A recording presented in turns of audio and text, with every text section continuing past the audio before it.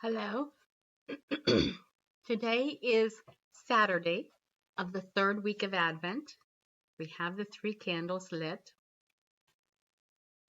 We're continuing Bartholomew's passage, and today's chapter is titled Resurrection. The walls of Qumran had probably never heard such crying. From every corner where a boy would be curled up in a ball, to every doorway where boys sat with their heads buried in their knees, and every window behind which boys would try to hide their grief, the sound of wailing echoed off the walls and down the streets of Qumran. It reminded Bartholomew of the night the Romans took over his town, when all the people were gathered in the court of the elders and cried for the dead. Every boy in Qumran had been rescued by Nathan, taken in by Nathan, taught by Nathan, loved by Nathan. He was their father, and now he was dead. The rabbi tried to comfort the boys, running from here to there, speaking a few words, first to this one, then to that one, then to the one over by the wall. But words did little to comfort. Though it was nice he was trying, Bartholomew thought between his own sobs. Words could do so little. Only time and Jehovah would heal this wound. But Bartholomew had an extra reason to cry. Not only was Nathan dead, the messenger had said, but so was his friend Silas. Of the boy Jotham, the messenger did not know. 2 friends dead and 1 missing, thought Bartholomew, a tragedy second only to the loss of his parents and siblings. All work stopped, and the rabbi declared 7 days of mourning, since Nathan was as much loved by the other monks as he was by the boys. Only Nimrod, the rabbi's assistant, seemed to be unaffected. The morning sun passed, but no one much noticed. Bartholomew went from Andrew to Jacob to his other friends, hugging and sobbing and consoling. There was little movement in all of Qumran, every man and boy lost in his own thoughts. Just before the sun was straight overhead, the watchman in the tower, who was himself grieving loudly, controlled his sobs long enough to yell with a cracked voice, "Riders! 5 men coming fast from Jericho!" Mourning for the dead instantly gave way to survival of the living. 5 riders could mean Decca, and that, of course, meant trouble. A moment later, their fears took flesh. Decca of Megiddo, his billowing robes stained with dust and mud and blood, charged into the compound like an army legion attacking a fortress. He slid his horse to a stop and dismounted in one great leap. Eyeing the gathering group of monks, he spotted one and stormed over to him. To everyone's surprise, but Bartholomew's, it was Nimrod, the rabbi's assistant.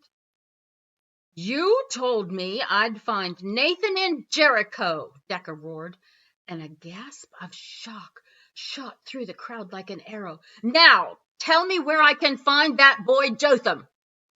Nimrod looked nervously from side to side. I told you nothing. You must be thinking of someone else." Without warning, Decca drew his razor-edged sword and in a flash almost too fast to see, sliced off the end of Nimrod's nose. The cut was so perfectly executed that it didn't do any damage to the nose proper, just that fleshy part at the very end. But the result was just as painful, and the rabbi's assistant grabbed his nose, screaming. "I have no time for fools or foolish games," he growled. "You sold me the fool, Nathan. Now sell me the boy or forfeit your life." Nimrod was still clutching his nose with both hands and backed away. "I know not where the boy could be," he cried, though with his nose covered his words sounded more like the quacking of a duck. I only knew of their plans to travel to Jericho because I overheard them talking on the beach. Where the boy would think to go, I cannot say." The other monks were in shock to learn that the assistant of their leader had betrayed one of their order, and the rabbi almost fainted, falling back into the arms of some other monks. The word murderer was whispered about, as were traitor and thief. "Perhaps there are some details you have forgotten," Decca bellowed, sticking Nimrod in the chest with the point of his sword, pushing him farther and farther back into the crowd. "Perhaps you hope to raise the price of the information I seek, or perhaps you think your half-brother Festavian will save you once again." Bartholomew's mouth dropped open. The rabbi's assistant, brother to the slave owner Festavian of Caesarea? It was almost too big a thought for Bartholomew to think, but then he realized it all made sense. How else could two skunk faces be born in the same country? "No, Decca, I swear," Nimrod sobbed. "Monks are not allowed to swear," Decca replied. "But then neither are they allowed to sell murder, so why should I think you are not a liar?" Nimrod was back against a wall now, and the crowd of monks and boys drew in around him such that Bartholomew could no longer see. He could hear, though, and what he heard was Decca yelling, "Tell your lies to me, or tell them to your God." "Please, Decca," Bartholomew heard. "I know nothing." And there was a short cry, a gasp, and then a gurgling sound. The crowd of monks cried out in dismay, and when they backed away, Bartholomew saw Decca standing over the dead body of Nimrod. Decca returned his sword to its sheath, and then reached into Nimrod's tunic and pulled out a money bag. "Monks were never meant to have blood money," he said to the dead man. Turning to the rest of Qumran, Decca ordered all boys to be brought to the center of the compound. Bartholomew followed his friends, his knees trembling so badly he thought they would make a fine dance if he weren't so scared. Decca began an inspection of the boys, passing quickly by the tall ones and the short ones and the black ones and the ones that obviously came from Persia. He stopped briefly at this boy and that, all of them fairly close to Jotham's age and size. But when he got to Bartholomew, he stopped for such a long time that Bartholomew was sure the thief would kill him with his stare. "What's your name, boy?" Decca commanded. "Bartholomew of Tadake." Decca laughed as a mean boy might laugh when pulling the wings off a fly. "There is no more Tadake," he said. "I know," Bartholomew replied. "I was there when it was destroyed." "Then you are not a shepherd boy?" "No, sir. I am the son of a fisherman." "And your name is not Jotham?" "No, sir. It is Bartholomew." "Then why," Decca said, leaning in close, "do I remember your face so clearly?" Bartholomew's voice was trembling as much as his knees, and he had to force his answer out through a dry throat and a dry tongue that stuck to the roof of his mouth. "Perhaps you remember me from your earlier visit here," he said.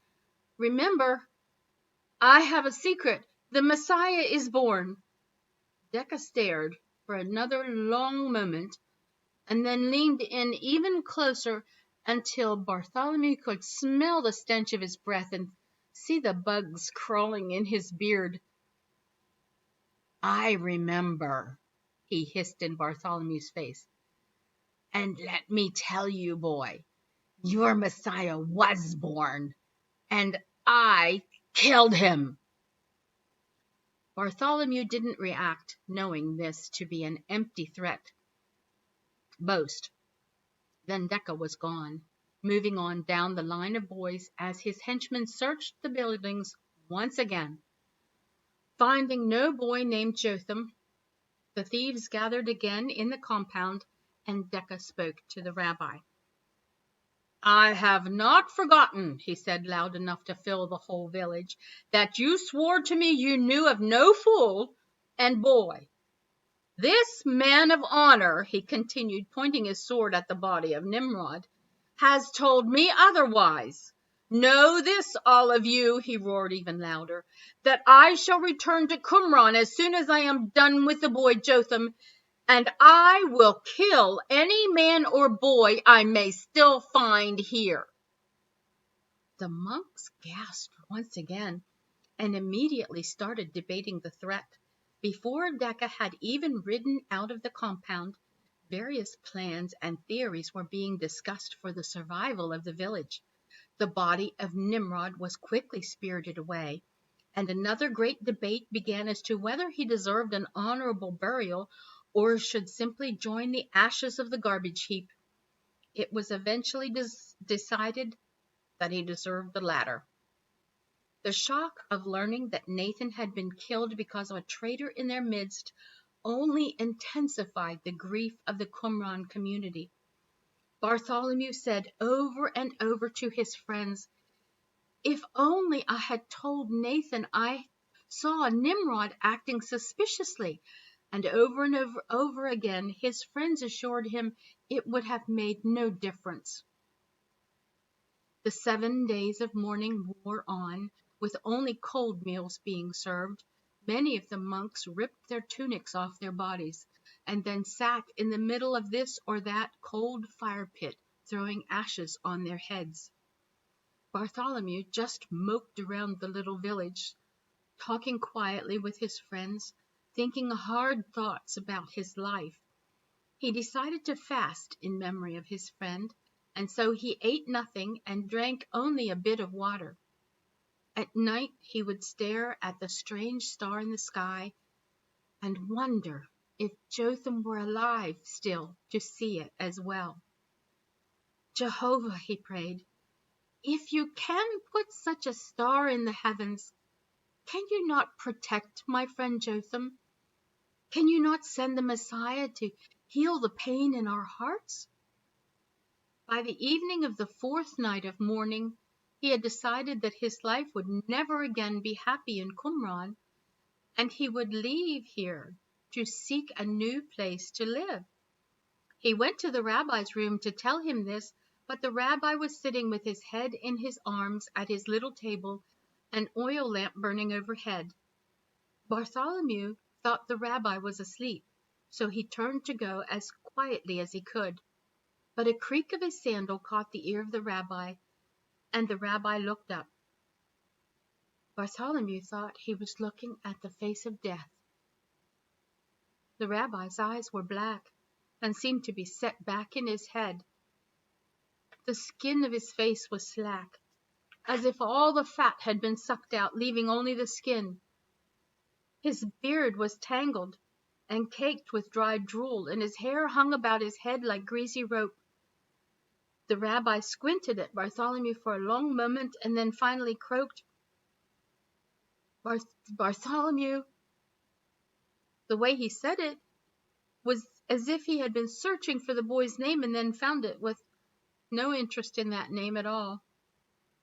"Yes, Rabbi, it is Bartholomew. May I be of some service to you?"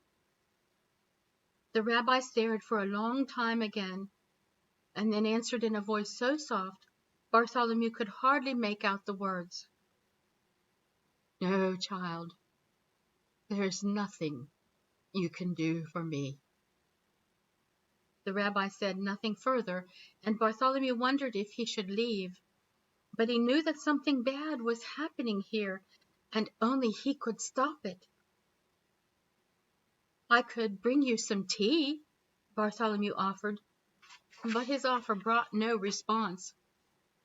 Finally, he sat down at the table next to the rabbi, who continued to stare at the spot where Bartholomew had been standing, just as if Bartholomew were still standing there. The boy put his hand on the man's arm. "I miss him too," was all Bartholomew could say.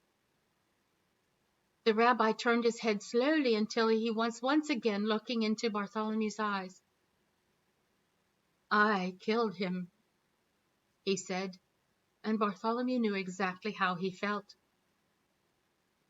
"So did I," he said after a moment, and the words were enough of a surprise to bring a bit of life to the rabbi's eyes. "No, it was I," he started to say, but Bartholomew cut him off. "I saw your assistant ride out after Decca, but I did not tell anyone," he said. "But it was I who raised Nimrod to the level of assistant, and I who trusted him, even in opposition to the others." Bartholomew thought about these things for a long time and then said, "Perhaps it is not your fault, and it is not my fault. Perhaps," he said quietly, "it is the fault of Nimrod." The rabbi turned away, his face reflecting the turmoil of his mind. When he looked back, Bartholomew thought he saw just a bit more life in his eyes. "You are wise beyond your age, Bartholomew," he said. "I have been used and misled by my own folly. Nathan played the part of a fool," he said, "but I am that fool.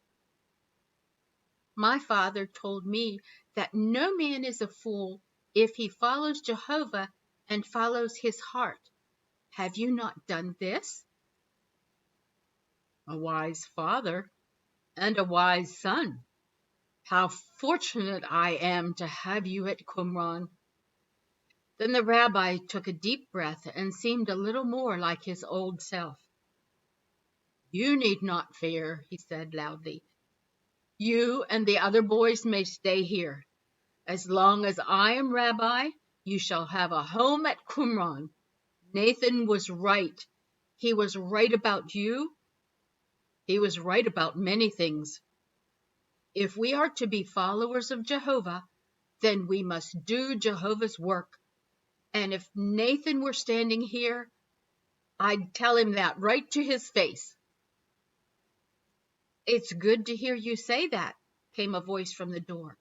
The rabbi and Bartholomew just about fell off their stools as they turned and saw standing there Nathan of Qumran, filling the doorframe and looking very much alive. Nimrod lived a selfish life, caring only for his desires. Nathan lives an unselfish life, caring only for the needs of others. Who would you rather be? In Philippians it says, "Do nothing out of selfish ambition or vain conceit, but in humility consider others better than yourselves. Each of you should look not only to your own interests, but also to the interests of others."